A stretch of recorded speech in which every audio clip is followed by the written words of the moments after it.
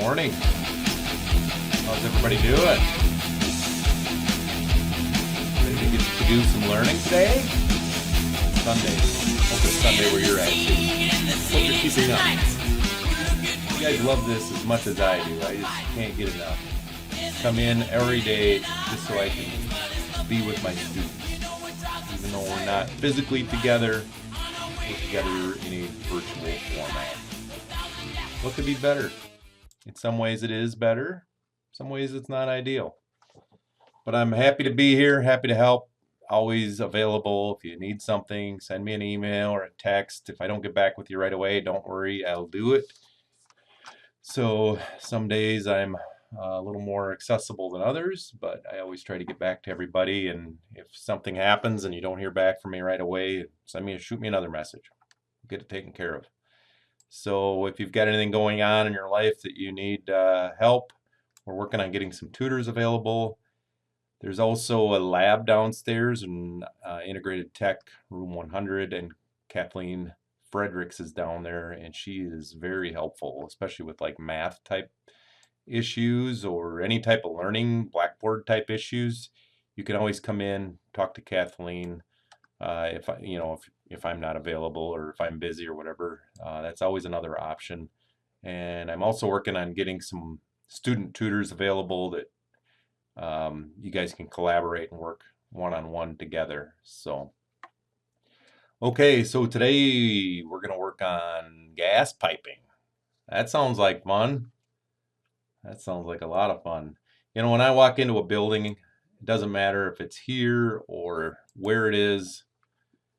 I could be going out for dinner at some restaurant and there's exposed pipes in the ceiling. I'm always looking up and I'm trying to say, I wonder what's going through those pipes. And sometimes they're water sprinkler pipes, and sometimes they're exhaust pipes, and sometimes they're gas pipes, and all kinds of water pipes. There's all kinds of different pipes in this world.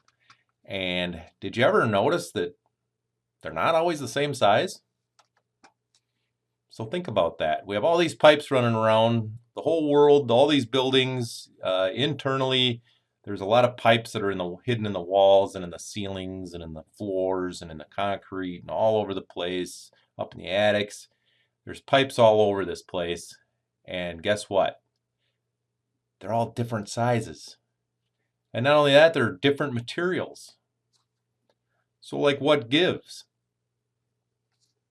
So today we're going to learn why. We're just going to touch on it right here, and then I'm going to have some worksheets. I'm going to introduce you to some how we determine gas pipe sizing. And what I mean by that is the diameter of the pipe. So if we have a 1/2 inch diameter black iron gas pipe, what determines if it's 1/2 inch? What are the factors that goes into that? Why don't we just put in like great big pipes all the time? And we don't have to worry about sizing it. Wouldn't that be so much easier? We'll just put in like 4-inch gas pipes to everything. Does that make sense? Do you think that economically would that make sense? Not really. The bigger the pipes, the more expensive they are. Different materials cost more money. It takes a lot more labor to install the bigger pipes.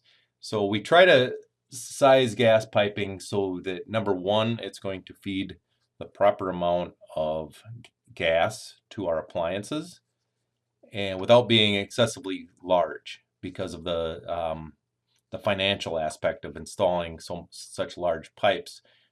Yet we don't want it to be so large that it becomes financially prohibitive. So there's a couple requirements that we need to maintain proper flow. So we already know that in 1 cubic foot of natural gas, we get 1,000 BTUs out of that. So if I have a 1,000 BTU per hour natural gas furnace, how many cubic feet of natural gas per hour do I need? It'd be like 100, right? So 100 cubic feet of natural gas, I would be able to supply a 100,000 BTU furnace because there's 1,000 BTUs in a cubic foot of natural gas. So that's kind of a standard formula that we're going to use throughout. So the the requirements, there's a lot of factors that go in, and it has to do with the friction of the pipe. So if you think about a pipe, there's friction. So the smaller the diameter of the pipe, the more friction, the more restrictive it is, the harder it is to push that gas through. That friction eats up the pressure. So if you have, let's say, 7 inches of water column on the inlet of your house and your furnace is running on the other side of the house, you're going to have less pressure because of the friction of the pipe by the time you get from one end to the other. The smaller the diameter, the more friction, the more loss you would have. So theoretically, if you have a long enough pipe and it's restrictive enough, you could eventually run out of gas pressure altogether. And it has to do with the friction. And we need to maintain proper flow so that we don't run short of gas going to our appliance. So what are those factors? What goes into that? So when we're sizing our gas pipe, there's like 4 things that we need to be aware of. So number 1, the most obvious to me, would be the BTU rating of the appliance. So there's a BTU rating. It's written on the service tag of every furnace, every water heater, everything that uses natural gas. There's a tag on there that tells you what the BTU rating is. So we already know the BTU rating. Let's say we have a 60,000 BTU furnace that we're installing. I already kind of gave you another one. It's the pipe diameter and the material of the pipe. So the smaller the diameter of the pipe, the more restrictive it is. Likewise, the material. So if you have black iron pipe, it's very rough inside, and the material itself, iron, is restrictive. Now, if you stepped up and went to something like stainless steel pipe, well, guess what? There's less restriction. There's a different pressure drop per foot with different materials. Copper pipe, black iron pipe, stainless steel pipe. And then there's corrugated stainless steel pipe. There's all kinds of different pipes, but you need to know what material you're dealing with when you're actually sizing your gas pipe. So you need to know the appliance BTU, and you need to know the material of the pipe.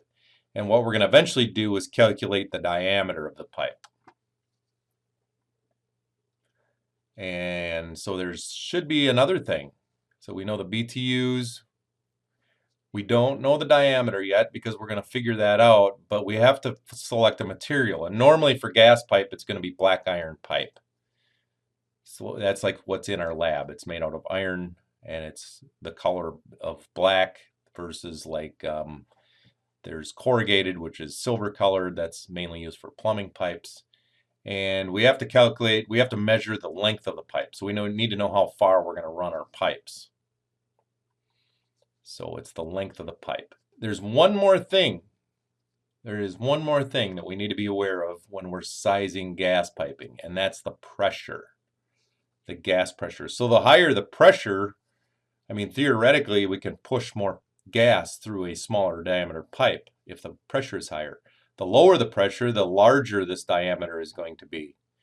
Because remember, it's the friction. The friction isn't going to change, but as the pressure drops, it's going to eat up a lot of that energy that it takes to push our gas through the pipe. We need to know the BTUs, the pipe diameter, the material, the length of the pipe, and the gas pressure. Okay? So pay attention. We're going to learn what's called the longest length method. And then in the lab, we're also going to learn about the vent piping. So stay tuned.